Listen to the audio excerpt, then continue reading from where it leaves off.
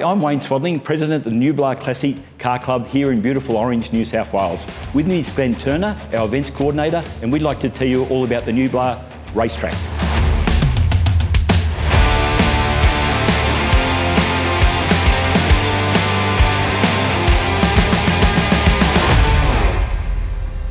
As you can tell, I'm a Ford man, Glenn's a Holden man. We're only 56 kilometres away from Bathurst. Tell us all about Gnoo Blas. Where does that word come from? It comes from Major Thomas Mitchell. He made a map in the 1860s. He came through here as an expedition to have a look at the inland of New South Wales, and the Aboriginal was using the word. The meaning of the word means two shoulders, and if you look at Mount Canobolas today, it's got two distinct humps in it, which looks like two shoulders, hence the name Gnoo Blas. So it all started in 1953, and they didn't have much time. Who started it and how did it? The Cherry Blossom Festival Committee. They used to have a street parade because we're famous for fruit and cherries and stuff.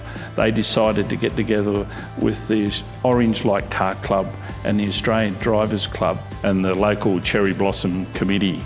They actually decided to make the racetrack because the Australian Drivers Racing Club had a few issues with Bathurst, so it's the old Bathurst Orange rivalry even back then. 3 weeks beforehand, it wasn't even sealed. They worked out, well, where can we do it? Oh yeah, we can do it out here. It was a dirt road. So 3 weeks before the first race, it was actually dirt. Well, at the time, it was considered to be one of the greatest community events because the first race attracted, even though there was only 39 competitors, it attracted 12,500 people. The population of Orange back then was probably about 7,000. So to basically double the population of Orange for the first race meeting in 1953 was a pretty remarkable event.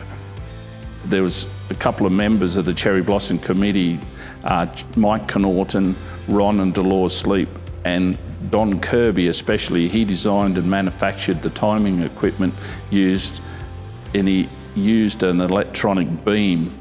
In 1950, he came up with the idea for timing the cars, which is quite remarkable given the date. So not many people know where the racetrack is, so where's the racetrack? It is on Forest Road. It is still a public road. You can still drive around it. It encompasses where our new hospital is and Sir Jack Brabham Park sporting complex. Okay, what years did it race from? When did it first start? 1953. January 1953, Australia Day long weekend was the first race, and it ran through to October 1961. There was a number of firsts held there. Jack Brabham in 1953, he was his first road race. He became the 1959, 60 and 66 world champion. He also set the first 100-mile-an-hour lap in a racetrack in Australia. And it was also the site of the first Australian Touring Car Championship in 1960, which now is V8 supercars. David Mackay, he won in a Jaguar. Bill Pitt was second, and third was Ron Hodson, who was a Sydney car dealer who became famous later on. Also in the race was Bruce McPhee, Des West, Ian Gagan, Kevin Bartlett, and there was a couple of local people. Andy Selms actually finished 10th, and Dennis Gregory, who was our ex-president, he finished 4th in his class. So how many years did they run for, and when was the last race meeting? Well, the last race meeting was held on the 22nd of October 1961, and it was just too hard to keep the track open. They had new rules for different things, safety reasons and whatnot, and the fact is it was a public road and everything. And the hospital was getting built, and yeah, they decided to close down the racetrack. So let's talk famous race car drivers. So I know Jack Brabham raced out there, and that was one of his very first races, and also too that they've named the park after him, Jack Brabham Park, which is right in the middle of the race circuit. So who else has been out there? We also had a local identity, Max Stewart. He raced out there. It was quite often. Bob Jane, renowned for Bob Jane T-Marts, and he won Bathurst. Stan Jones, father of Alan, 1980 world champion, he raced out there as well. Jellic Knight Jack Murray, he's Red X Trial fame, he raced out there. David Mackay, again, he won the first Australian Touring Car Championship race out there. Ron Hodson, who actually sponsored Bob Morris's 1976 Bathurst win in a Tirana, he raced out there. A guy named Des West, he actually came third at Bathurst in 1969, and his partner in that race was a little known bloke by the name of Peter Brock, who obviously went on to win 9 of them, and so he raced there as well. Frank Maddich, he was another famous name. He was a 1959, 63, 64, 71, 72 Australia Drivers' Championship, and from 1964 to 1968 the Australian GT champion. How many kilometres is a racetrack? How would you do 100 mile an hour out there on that racetrack and some of the corners? Yeah. Well, the racetrack is a little over 6 kilometres long, so it's a similar distance to Bathurst Mount Panorama actually, but way faster, because back in 1953 the average lap was about 105 miles an hour, and you know, in anybody's speak that's fast in 1953. And if it was in operation today, they'd have chicanes in it, they'd slow it down, they'd actually close it down because it'd be deemed too dangerous. So there's 2 lap records. Who are they and what do they do? John Lathan holds the outright record. He actually got it from Jack Brabham in the last race. Jack Brabham held it up to the last race, then John Lathan turned up and got it.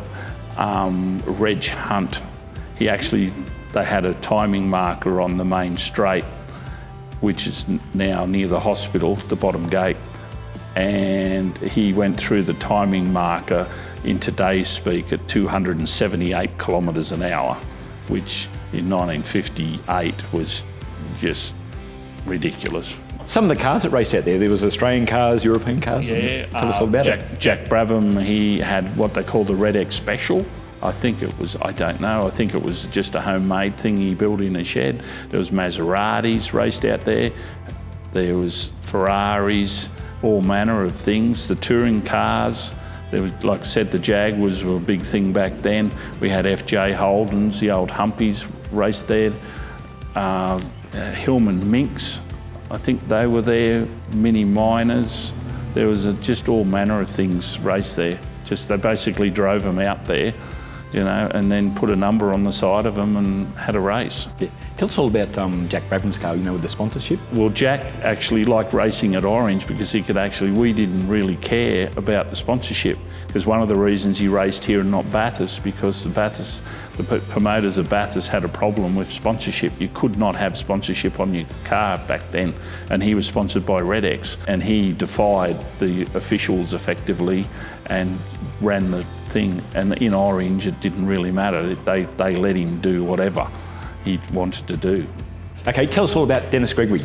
Well, he was our former president and founder of the Gnoo Blas Classic Car Club. He actually raced in the first Touring Car Championship race in 1960, and it was his vision to actually have a car show, and it was just to promote the fact that there used to be a racetrack, because a lot of people didn't know and they can't pronounce it.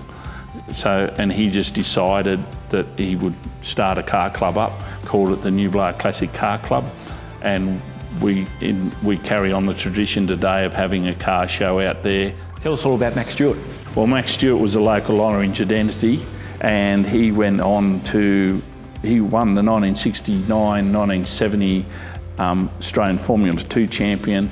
He won the 1971 and 74 Australia's Drivers' Championship. He won the 1972 Singapore Grand Prix, and he beat the likes of Jackie Stewart, and he was a 3-time world champion, so he was pretty good. He also was the 1974 and 75 Australian Grand Prix winner.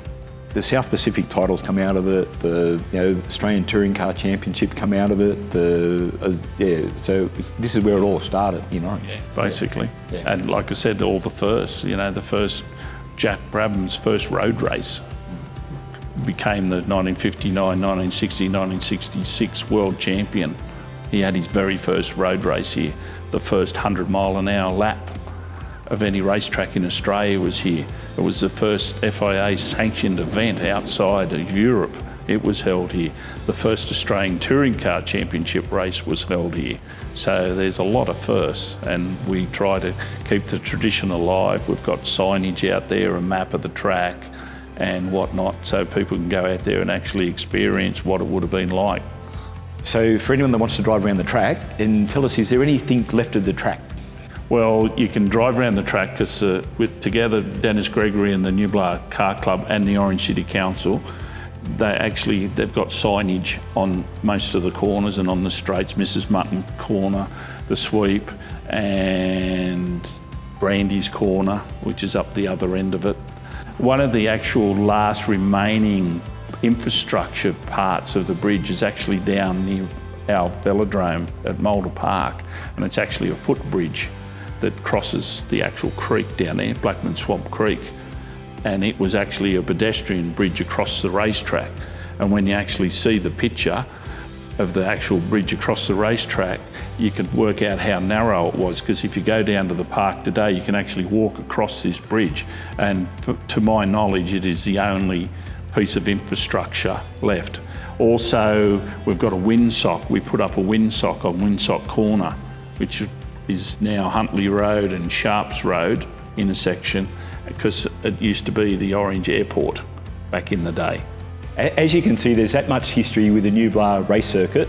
So what we've formed is we've got the Gnoo Blas Classic, which comes up every second weekend in February every year. It's been going for over 25 years now, and what it does, it pays tribute to the racetrack.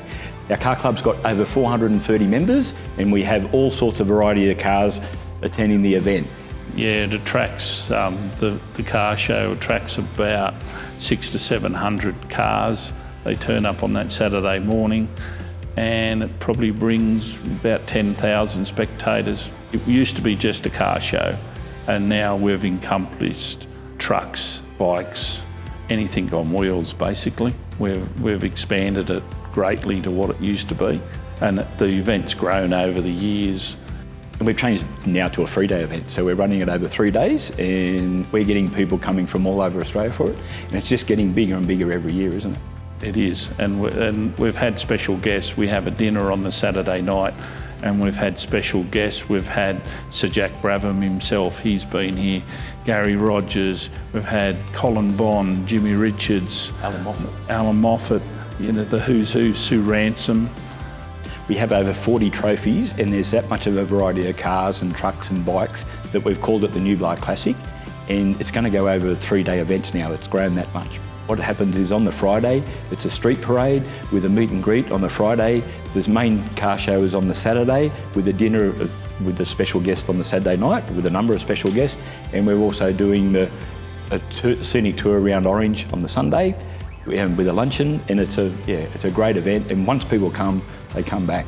They do, and it's all about promoting Orange, and we would like to thank the Orange City Council in everything they do to actually promote this event, because without them it wouldn't be possible, and it's promoting Orange as a destination to come and see. And a lot of people have no idea of the history that we've had. You know, it was the fastest racetrack in Australia, why it was open for business. Yep, this is where it all happened, in Orange. Yes.